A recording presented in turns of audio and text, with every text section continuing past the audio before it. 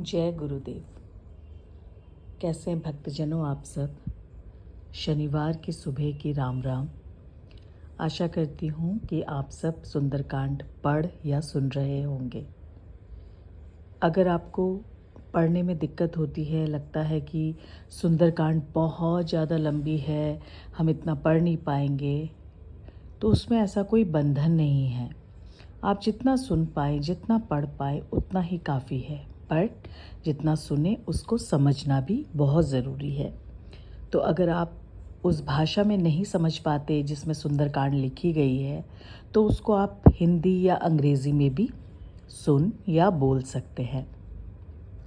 मैं क्या करती हूँ, मुझे अक्सर भागदौड़ की वजह से पढ़ने का टाइम नहीं मिल पाता, तो मैं क्या कर लेती हूँ, मैं उसको सुबह सुबह लगा देती हूँ और उसका वॉल्यूम इतना कर देती हूँ कि हर कमरे तक उसकी आवाज़ जाती है।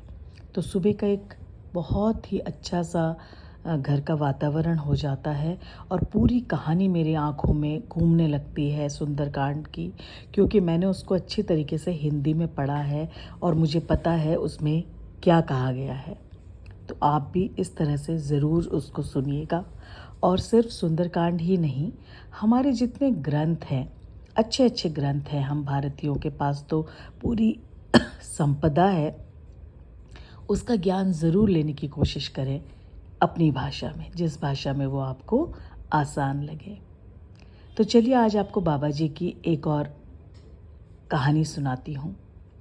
आप देख रहे हैं ना इस फोटो में बाबा जी कैसे बैठे हुए हैं, एक हाथ ऊपर लेटे हुए हैं अपनी पटखाट में, है ना। तो आप अक्सर देखना उनकी जितनी भी फ़ोटोएं आपको कहीं भी दिखेंगी, कहीं ना कहीं हर फोटो में एक ऐसी मुद्रा होती है जो मुद्रा बाकी मुद्राओं से अलग होती है। कोई भी इंसान जब बैठता है, उठता है, खड़े होता है, तो एक सामान्य सी उसकी एक मुद्रा होती है, लेकिन बाबा जी हर फोटो में कुछ अलग दिखते हैं।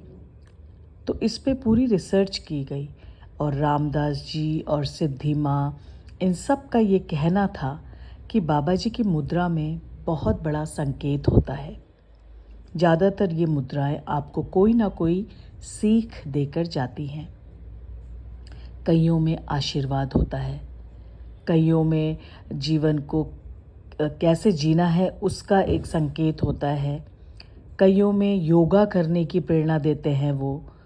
और जो ये मुद्रा आप इस वक्त देख रहे हैं, इसमें बाबा जी बहुत ही शुभ संकेत दे रहे हैं और इसीलिए मैं इस फ़ोटो को आप लोगों के साथ शेयर कर रही हूँ आज। इस फ़ोटो को ज़रूर देखिएगा और चाहे तो आप इसका स्क्रीनशॉट भी ले लीजिएगा, क्योंकि इसमें बाबा जी आपको आशीर्वाद देते हुए ये कहना चाह रहे हैं कि चिंता करने की कोई ज़रूरत नहीं है, हिम्मत हारने की भी कोई ज़रूरत नहीं है। मैं हूँ, मैं बिल्कुल आपके मन में हूँ, आपके विचारों में हूँ, आपके साथ साथ हूँ।